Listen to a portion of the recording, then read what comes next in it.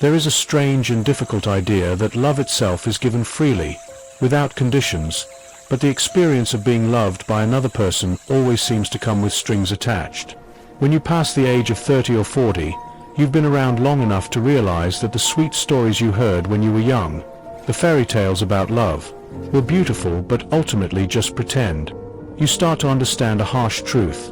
Love doesn't show up just because you're a good person, and it certainly isn't guaranteed to stay in your life simply because you've been faithful, patient, or felt like you deserved it. Think about the people you know, or maybe even yourself. Some have given everything they had, bit by bit, into another person's life, only to watch that life and that love slip away through fingers that once held on so tight. Others live in the same house with the person they chose, yet they feel like a total stranger sitting at their own dinner table. And then there are those who have chased love from one relationship to the next, thinking that the next hug, the next yes to a date, would finally fill the empty feeling inside them, only to find that the emptiness just echoes louder each time. It makes you stop and wonder why something that feels as natural and essential as love has become this confusing maze filled with rules you never agreed to, silent deals, and a lot of quiet letdowns. You begin to suspect that hiding underneath all the love songs and sweet promises is a basic truth that people spend their whole lives trying to avoid. The love that society sells us, the kind you see in movies and books, isn't real love at all. It's just something dressed up in love's clothes. And this, maybe, is the real reason for our deep, quiet unhappiness. We have mixed up the look of love with what true love actually is. We have confused the container that holds the feeling with the living, breathing feeling itself. From the moment we are little kids, the world starts whispering its sales pitch into our ears. Love is something you have to earn. They tell us, be a good girl or boy, and people will cherish you. Meet someone else's needs, and they will keep you around. Be beautiful, be strong, be useful, be totally devoted, and your reward will be love. But this, you see, is not love. This is a business deal. It's a transaction that has put on a fancy outfit and is pretending to be deep affection. It is simply the polite trading of what one person has for what the other person wants, and we've been taught to call this simple trade romance. A business deal, or a bargain, can definitely keep two people together, but it cannot feed their souls or truly nourish them. They are like two business partners bound by a contract, and they will stay together only as long as both sides keep up their end of the agreement. The moment the terms are broken, they will split up. It doesn't matter how many years have passed, or how deep their lives have become tangled up with each other. One day, the hidden bookkeeping ledger will be pulled out and the numbers will be counted. Many men and women wake up in their middle years to the sad, cold realization that what they truly believed was love was actually just an arrangement. It might have been covered up with wedding vows said in front of everyone, decorated with flowers, or sealed with the shaky promises of their youth, but at its heart, it was a simple, mutual pact. I will give you what you want if you will give me what I want. And when the giving stops, whether it's because of tiredness, getting older, sickness, or just the natural way people change, the emotional warmth disappears. The eyes that used to light up when you walked into the room now look right past you, as if you have become little more than a shadow. No one ever told us when we were growing up that this kind of love is just a performance, and all performances eventually end. When you make the mistake of thinking the bargain is the same thing as love, you spend your years feeling quietly worn out. You give your time, your loyalty, and all your dedication, believing that this will make the thing your soul craves, love, secure. But what you have made secure is not love. You have only secured the continuation of the arrangement. And so, it happens that many people, after years of faithfully giving and trying, find themselves completely confused when the warmth suddenly disappears. It's not because they stopped caring. It's because life has moved on, which is what everything in life does. Nothing stays exactly the same. Even hard stone gets worn away by the wind and rain. Even strong plastic starts to change shape over a long time. The man or woman you first met has changed. just as you have changed, and the barn that was built on fixed, unchanging rules starts to break under the pressure of all that change. There is another truth, even harder to accept. When you can no longer meet the demands of the bargain, when you no longer provide what the other person was looking for, the mask of love can fall away. When they don't get what they want from you anymore, whether it was comfort, feeling good about themselves, or security, some people will show you who they really are. The sweet kindness you thought was just a natural part of them might completely disappear, revealing not necessarily cruelty, but maybe a lack of real feeling where real love was never rooted in the first place. You might have felt it yourself, the look that doesn't hold your eye anymore, the laughter that has been replaced by a cold, watching silence. The change is often so small and quiet that you can almost talk yourself into believing it's not happening. But in that stillness, you see it clearly. You were valued not for just being you, but for the job you did in the relationship.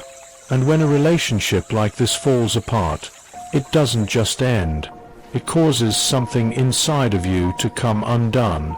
It leaves you looking at the emotional wreckage and wondering if you were ever truly loved, or if you were simply useful, necessary. True love is not a bargain, and it's not a chain that ties you down. It isn't a case of "I will do this if you will do that," and it's certainly not silently keeping track of who has given more. Those kinds of things belong in a business, not in the human heart. True love is freedom, the freedom to give something without keeping a record or making demands. It is being completely present with another person, not to lock them down, but to care for them simply because the act of caring brings you pure joy. It is a gift given without the shadow of a contract, without the fear that it must be paid back equally. But here is the central problem, the paradox. This kind of free love cannot be given by someone who is desperately starving for love themselves. The heart that is frantic to be loved back will always, in some secret way, tie conditions to everything it gives. It will watch carefully. It will measure everything. It will wait for the payment in return. And when that payment doesn't come, resentment and bitterness will start to grow through the soul like a weed. You simply cannot love freely until you have stopped begging for love. And you cannot stop begging until you have found a source of life and love within yourself that will never run dry. That source is not found in another person's admiring eyes, or in their approval of you. It is in the quiet, deep knowledge that you are already a part of the very life force that brought you into existence. You can call it God, the eternal spirit, or the nameless mystery. It loved you into being before you ever did anything to earn it or deserve it. Look at the sun. After all this time, the sun never says to the earth, "You owe me something." Look at what happens with a love like that. It lights up the entire sky. To know this truth is to be steady and unshaken, whether people love you or decide to walk away. Then, and only then, can you give love the way the sun gives light. Not to be thanked, not to be owed anything, but simply because it is the nature of your being, and you cannot help it. To love is your own freedom. No one can ever take that freedom from you. It is simply the act of your own existence, the overflowing of the life that moves through you. You can give it to one person, to many people, or to the entire world, but the love itself remains yours to give. Being loved, however, that is a completely different story, and it is never something you can control. You cannot order it to happen, you cannot buy it, and you cannot use logic to make it appear. Love offered to you by another is a gift that moves completely on its own, arriving when it wants to and leaving when it must. It is like the wind that touches your face. You can open your arms to it, but you cannot capture it and hold it there forever. If love is given to you, take it in with a deep feeling of thanks. Drink from it while it flows, but never cling to it as if it were the last bit of water in the desert. The moment you try to snatch it and hold it tight from another person's hands, it stops being love and turns into something else, a duty, pity, or a kind of prison. And remember this most important thing. You are already loved, not by the changing emotions of people, but by the true source from which you came. It brought you to life without any conditions, without making any demands on you. To see this is to know that you are never completely empty or alone. If you want love from others, it has to begin right here, in loving yourself, not in the shallow way of just spoiling yourself, but in the profound sense of accepting your entire being without holding anything back.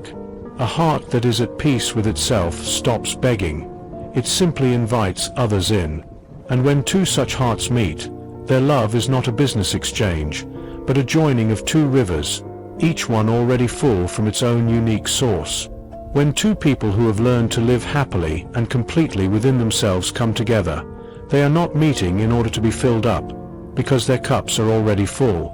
They don't arrive at each other's door as beggars with empty bowls held out. They come as givers, carrying an abundance that is already spilling over the edges. In a relationship like this, there is no bargaining. No one is keeping score. There is no quiet fear about who owes whom. Love moves between them as naturally as taking a breath, like the tide that comes in and goes out without being told what to do. The joy here is not in taking, but in the pure act of sharing. There is no hunger in their eyes, only light. One person gives not because the other demands it, but because giving is the most honest and natural way for them to express who they are, and so both people are nourished. They are not fed by one person being drained by the other, but by the overflowing abundance of each person. This is the only kind of love that doesn't eventually turn into bitter resentment, because where there is no deep emptiness to be filled, there is no fear of losing. When two full hearts meet, they feel safe enough to let each other just be, to grow, to change, to explore, and to come back without the desperate grasping that turns love into a cage. And yet, this kind of meeting is rare. Most people spend their lives searching the world to find someone else who will complete them, not knowing that they were never a half-person to begin with. You will only find someone else who drinks deeply from their own well when you start drinking deeply from yours. And when you do, together you will not just get by. You will overflow with life. The world and the people you meet every day are not strangers. They are different versions of yourself. You cannot draw water from a well that is empty, and you cannot truly connect with things in others that you have not yet faced and accepted in your own heart. If you walk around with a sense of emptiness inside, you will find yourself surrounded by people who constantly take from you. This is not because the world is against you, but because nature always rushes in to fill a void. People who feel they have nothing will try to take from you what you have not given to yourself, and you will sadly mistake their hunger for real love. If, on the other hand, you move through life with a sense of completeness and fullness in your being, you will naturally meet people who also carry an abundance within them. They won't desperately cling to you or drain your energy, because they are not living on crumbs. Instead, you will find a natural comfort in their company, a feeling of recognition as if you have known them forever. This is not some kind of magic or secret cosmic rule. It is a simple, basic truth about how humans connect. The honest depth to which you have examined and accepted yourself is the depth to which you can truly meet and connect with another person. Most fights in relationships are not really between the two people, but between the parts of themselves that they haven't looked at or dealt with, the shadows that each person brings to the table. So, before you go looking for kindness, deep affection, or devotion in someone else's eyes, stop and look inside and meet your own gaze. Don't do it to judge yourself or to count your flaws, but just to get to know the stranger, the part of you that you have carried around in silence for so long, because it is this hidden, unacknowledged self that sends out the true invitation to others. It is this unseen part of you that will quietly decide whether the love you find will be a source of great joy for your soul or the slow process of pulling your life apart. When this deep truth finally takes root inside you, don't keep it to yourself. Share it gently with your children, because they are about to step into the very same illusion that once trapped you. Teach them that love is not the shaky, emotional drama of love songs, and it is not the serious business deal sealed in front of an altar and a judge. It is the simple willingness to give without making any demands, to care without the constant, draining fear of loss. If they don't learn this, they will build their homes on weak foundations and watch them fall apart. But if they do, they will stand on solid ground, and love will not be a cage for them, but a sky, limitless and free. The question you need to ask yourself is not, how can I find someone to love me? The real question is, how can I become someone who overflows with life and love? Because when love stops being a desperate cry for help and becomes a pure gift, when your joy is no longer chained to whether another person approves of you, you will realize that loving and being loved is not something you have to chase after. It is simply the way you already are. You are not a half person searching for your other half. You are whole, complete, and from that wholeness, love naturally flows out, finding those who instantly recognize it. Then, love stops being a hunt, a business deal, or a constant struggle to hold on to something. It becomes the quiet, steady light of the sun, needing nothing in return, yet warming the whole sky.